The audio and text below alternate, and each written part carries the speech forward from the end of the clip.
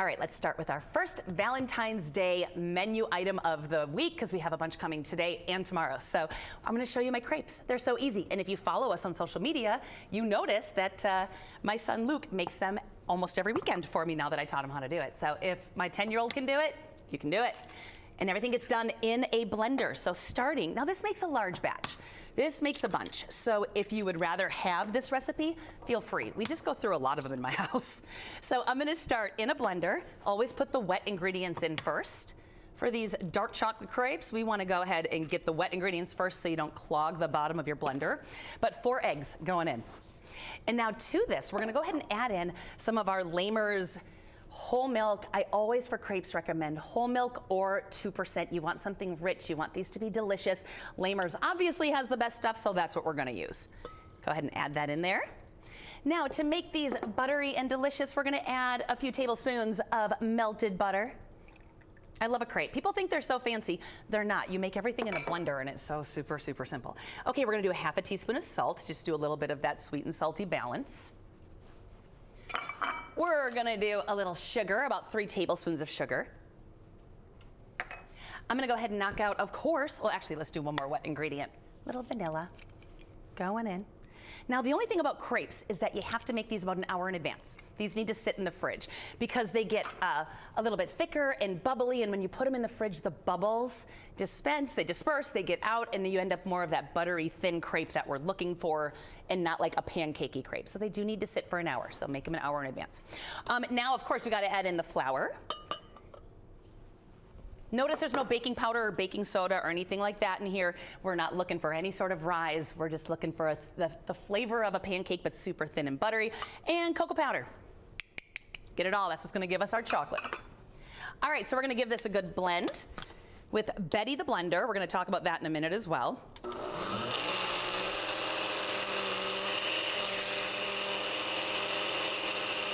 Beautiful. Do a scrape. Do it again. Yesterday, if you watched the show, I used Farah, the food processor.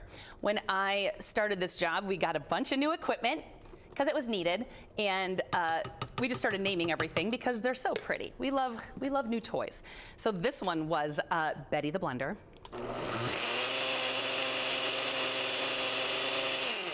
Beautiful. Throw this in the fridge. I have one ready to go for you. The reason I bring that up, look at her. Look what we just got. Christmas come late, honey. And gorgeous navy blue, stunning mixer. We're so excited. Christmas came early. I was jumping up and down the studio. I was so excited. What's the issue, you say? Sarah and I and Abby can't decide on a name because we named everything with the matching, like Betty the blender, Farah the food processor. This is a mixer, but I don't like any M names for the mixer because M names are beautiful. Madeline, Mary, Mallory, they're all beautiful. She's sassy. I need a sassy M name.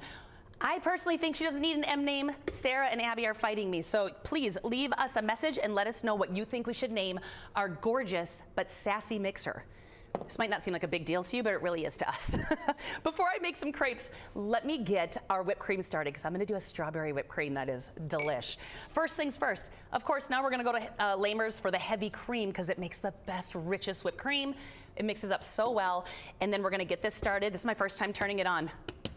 I'm so excited. Better than diamonds. Better than jewelry for me. Oh, hi. I'm feeling Sasha. I was told no. Okay, Abby said in my ear, Mishka. Okay, stop talking to me. I'm trying to teach people how to cook. It's Abby. All right, so while this is getting, while we're letting that whipped cream start doing its thing, I have got a small saute pan, a nonstick pan. You don't need a fancy crepe pan. I'm gonna get some melted, unsalted butter because we put salt in there. You don't need any salt in here.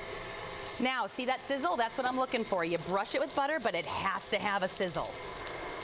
I usually use, depending on the size of your pan, mine's about a 6-inch. I use about a 1/4 cup, and I just use a measuring cup.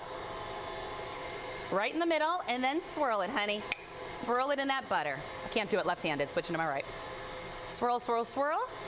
Get it nice and thin, take a moment. Like I said, my 10-year-old can do this. Now let this do its thing. How are you doing over here? She fits in so well, doesn't she? Now I got a little powdered sugar on the side. It's getting soft peaks right now, so I can add this in. Not while it's running. You only make that mistake once. We're gonna add this in there, let it keep going, check on our crepe. Now, if you're making a lot of crepes, which you probably are, keep your oven at 200 degrees. At 200 degrees, you can just keep stacking them on a sheet pan and keeping them warm in there. They're delicious. All right, so now look at, I'm giving it a shake and it's doing a great job. If for some reason it's not unsticking for you, just use a little spatula, kind of hit the edges, but that's what all that butter is for. If you're scared of the flip, remember the first one or two are always ugly. It's like a pancake.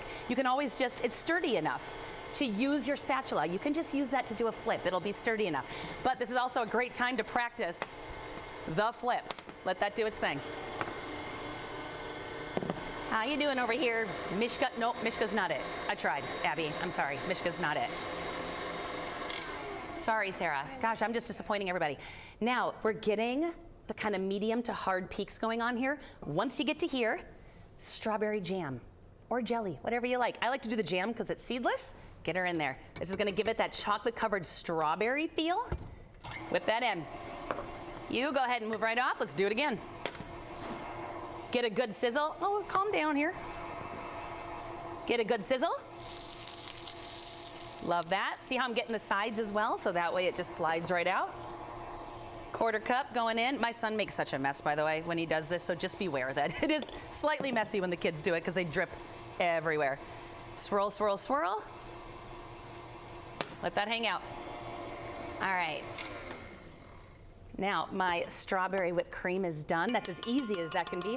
You can make that the night before if you want to, so that way all you have to do is focus on the crepes. You can also, if you're cooking for a loved one and you don't know how to cook, you go right ahead and get a container of Cool Whip and stir in some jam. You're fine. It's the sentiment. All right, that looks delicious. Sarah, where's that little heart-shaped dish? Sarah brought props. You know Sarah loves a prop. Keep on going. Look at what Sarah brought. You can tell she's a food stylist, so I'm gonna go ahead and pile some in here. Beautiful. All right, so now, it only takes about, I'd say, 30 to 45 seconds per side, maybe up to a minute depending on your heat. I'm gonna do one more. Then I'll show you how I plate these up. And right now, if I were at home, I would just be throwing these in the oven, letting them hang out, staying nice and warm. It doesn't ruin their texture because you're not crisping them up. So they stay perfectly good in a 200 to 225 degree oven. All right, here's my last one, although we have a lot here. We're gonna be making a lot. And then Sarah also made a big batch of gluten-free ones around here, so we're in a crepe mood. Here's what I do. Nutella, because Nutella is life. Gonna throw a little bit of Nutella on here. If you wanted to at this point, you could do some chopped strawberries on there. Raspberries would be lovely, but we're kind of doing a chocolate-covered strawberry theme here. I just put them in the middle because you don't need a lot. Do the roll. Plate. How you doing? Let me get one more here. Ooh, don't be sassy. Like I said, here's the best part too. Sometimes they're just ugly. Guess what? You roll them and no one has a clue. Get some. There we go. And then we're gonna roll this one.